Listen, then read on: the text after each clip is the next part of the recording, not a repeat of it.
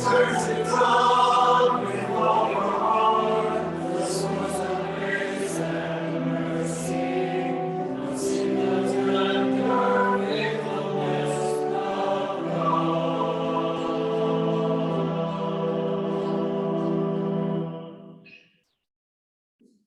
A reading from the Holy Gospel according to John.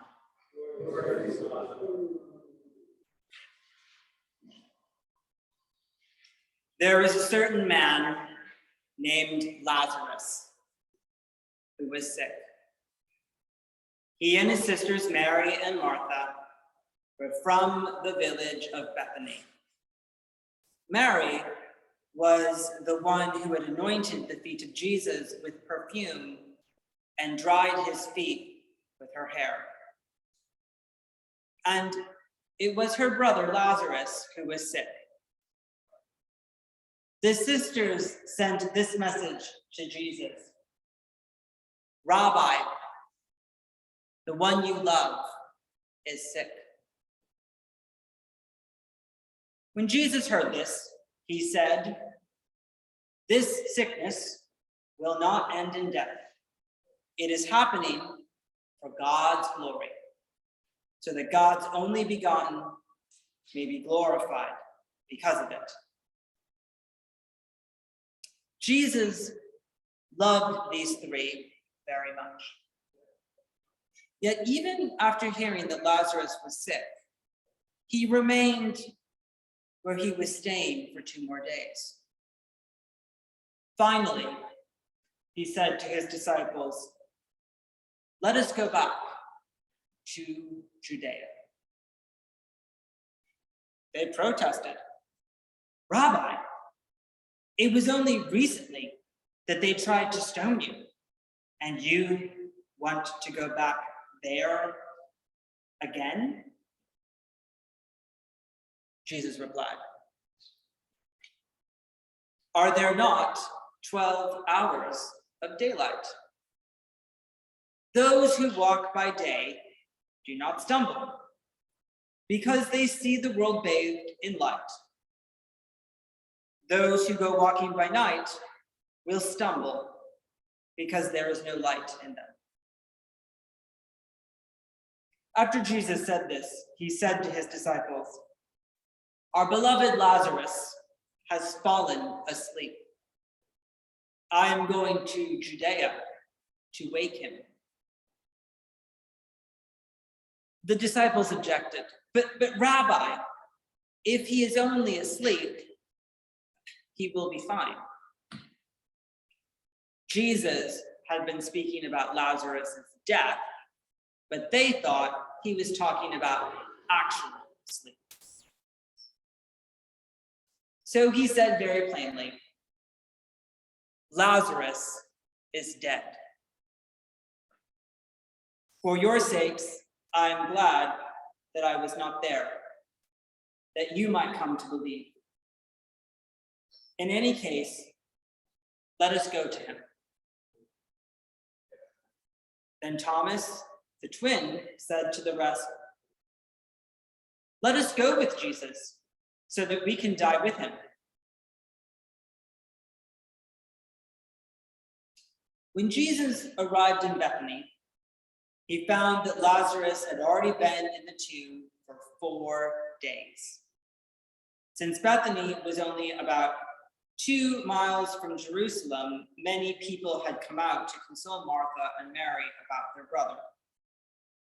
When Martha heard that Jesus was coming, she went to meet him, while Mary stayed at home with the mourners. When she got to Jesus, Martha said, "If you had been here, my brother would have never died. Yet even now, I am sure that God will give you whatever you ask."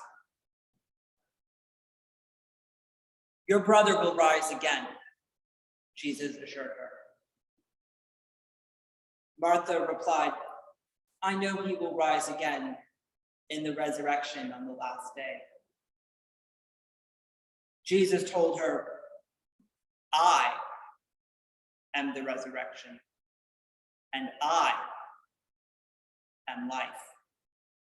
Those who believe in me will live, even if they die.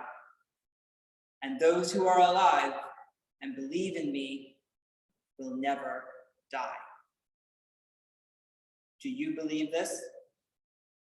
Yes, Martha replied. I have come to believe you are the Messiah, God's only begotten, the one who is coming into the world. When she said this, Martha went back and called her sister Mary. The teacher is here asking for you, she whispered. As soon as Mary heard this, she got up and went to him. Jesus had not gotten to the village yet. He was at the place where Martha had met him. Those who were there consoling her saw her get up quickly and followed Mary, thinking she was going to the tomb to mourn. When Mary got to Jesus, she fell to his feet and said, if you had been here, Lazarus never would have died. When Jesus saw her weeping, and the other mourners as well, he was troubled in spirit, moved by the deepest emotions. Where have you laid him? Jesus asked. Come and see, they said. And Jesus wept. The people in the crowd began to remark, see how much he loved him. Others said, he made the blind person see. Why could he not have done something to prevent Lazarus' death? Jesus was again deeply moved. They approached the tomb, which was a cave with a stone in front of it. Take away the stone, Jesus directed. Martha said, Rabbi, it has been 4 days now. By this time, there will be a stench.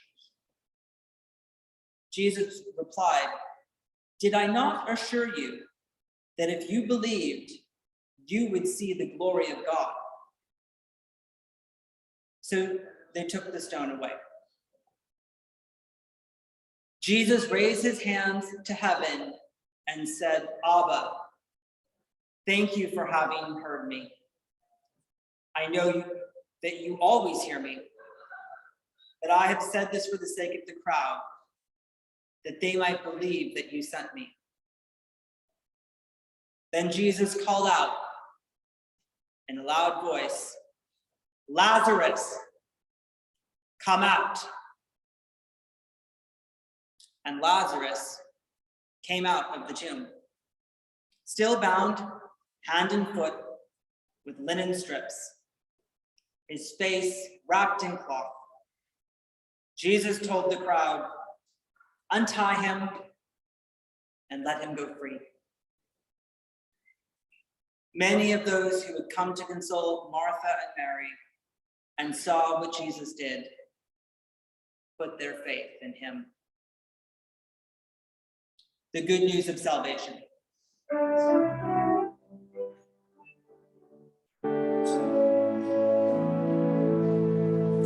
Return to God with all your heart, the source of grace and mercy.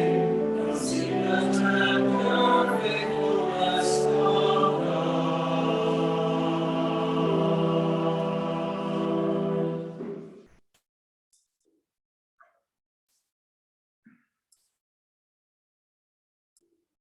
Tonight, we are once again approaching the story of Jesus raising Lazarus from the tomb.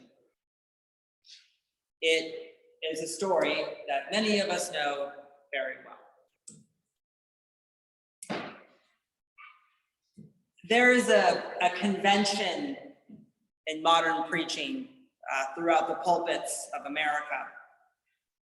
As Americans, we really cherish the idea of reinventing and refashioning ourselves.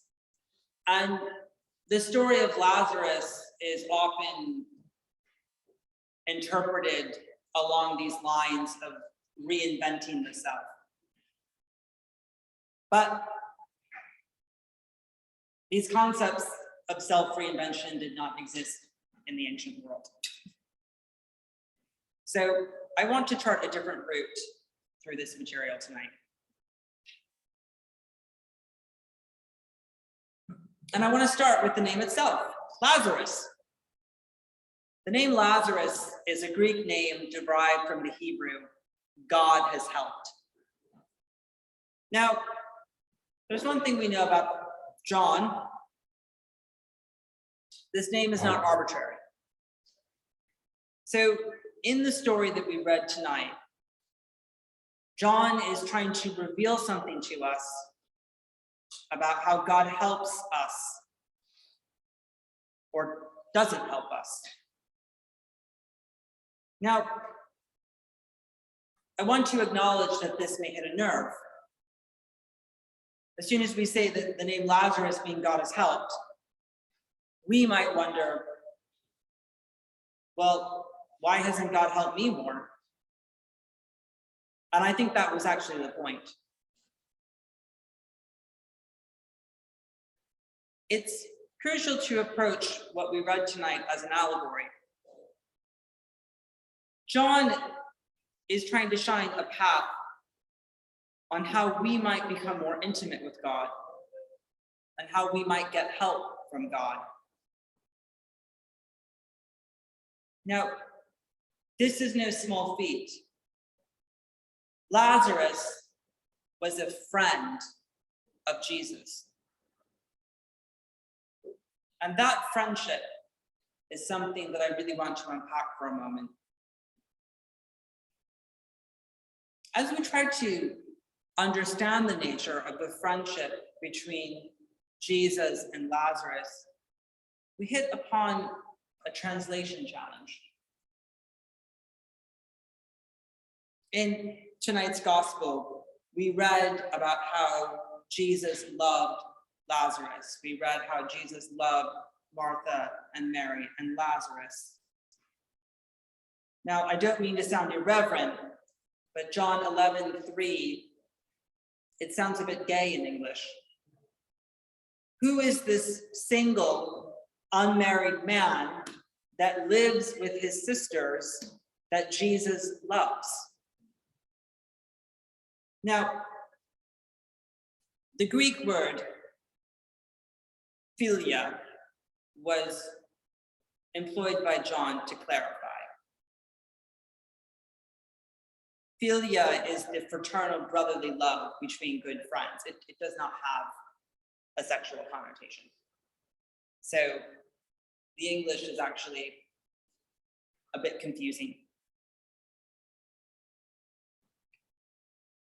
To make matters more complicated, we never hear a single word from Lazarus' mouth in the entire Gospel of John. You would think he would at least be allowed to say thank you. But John, the evangelist, is trying to tell us a story in a very particular way to reveal something about what it means to love Jesus, what it means to love God, and what it means for Jesus to love you back.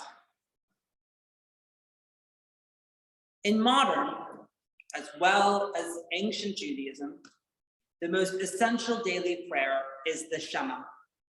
You shall love the Lord your God with all your heart, with all your soul, and with all your might. Throughout the Gospel of John, John keeps developing a friendship metaphor of loving Jesus as your friend. Later on in John's Gospel, Some of you know about that famous conversation with Peter. Jesus asked Peter 3 times, "Do you love me?" Now, this is actually a Greek wordplay because Jesus is asking Peter, "Do you philia me?" And then Peter is saying, "I agape you." And then Jesus is saying, no, "Do you philia me?" And Jesus is saying, "I agape you." Now, poor Peter looks like a bit of a doofus. But the point here is that many of us struggle to love Jesus as a friend. And this is the meaning of philia. And what makes Lazarus so unique, what makes Martha unique, what makes Mary unique, is that they had philia for Jesus. Too often, we try to figure God out. Oh, if I just understood this concept better, or that idea better, it would all work out. But loving God, philia for God, is a different level. What if we went through every day with the intention of loving God with all of our might as a best friend? Last night, I had one of my dearest friends over for dinner. Joe was my roommate at Fordham, and we lived together for many years after college, 2004 to 2017. I made a filet mignon with my sous vide machine. I made a chimichurri in my pestle and mortar. I roasted baby potatoes in the oven with sumac, and I roasted carrots with a glaze of maple syrup and Chilean spiced salt. I suppose I could have just opened up a can of good old Chef Boyardee, or maybe I could have ordered a very bad pizza from Domino's. But I wanted special because Joe and I are friends, and I love him in this philia sense. I philia Joe. And this dinner was the next episode in a very long and rich friendship. What kind of meal are we cooking up for God? Are we treating God with the care and joy and diligence that we bring to a dinner party for a dear friend like Joe? Or are we neglecting the friendship and doing the bare minimum? That's what's under the surface of this incredible Lazarus story. Now, there's another element here. Jesus was late. Mary and Martha expected Jesus to arrive sooner before Lazarus perished. And we too can feel that when life gets hard, God doesn't come as fast as we want God to. God doesn't come as fast as the ambulance. And maybe some of us are even mad at God for not coming sooner.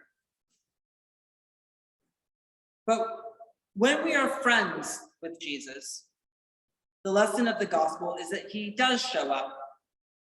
It's just not always the way and with the timing that we anticipate.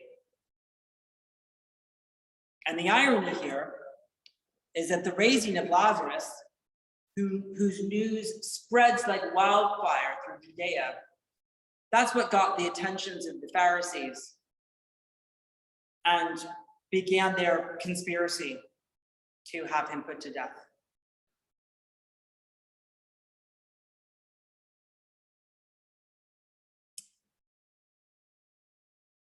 I hope I've been able to show you how the story of Lazarus is an allegory of friendship and an invitation for all of us to develop a friendship with God. May we all become better friends with God this week. Amen. Amen.